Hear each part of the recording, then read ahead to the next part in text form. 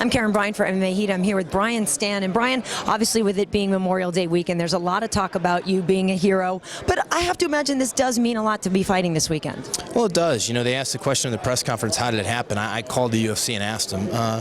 You know, this is a really emotional weekend for me, and, you know, I think this is the best thing I could be doing to deal with that, in all honesty, which is fighting. You know, if I could, I said it in some of the other interviews, I'd fight Friday, Saturday, Sunday, and Monday of this weekend. It's just something I enjoy doing. Martial arts is an amazing thing that can help you deal with all kinds of stresses, emotions, and, you know, it really provides a balance in my life, and I enjoy what I do. I enjoy fighting in the octagon. I'm going to enjoy Saturday night. Mm-hmm. And you've been commended with honors, but for those who don't know your story, where did you actually fight? Where did you see combat, and what happened that got you that award?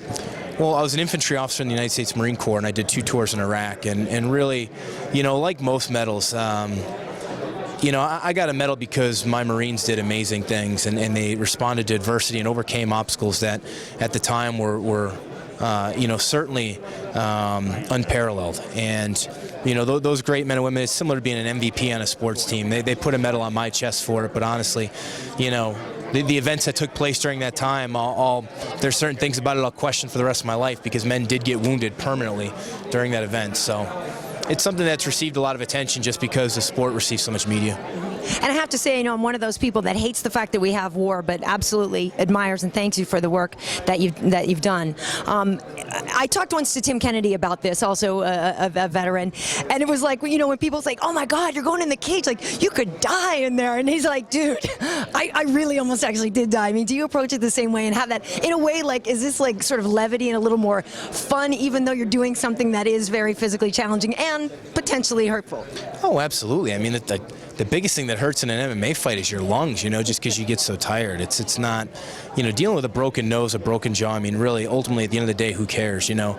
I lost a fight once, and you get, you know, the usual phone calls and texts, you know, "Oh, I'm so sorry, how are you doing?"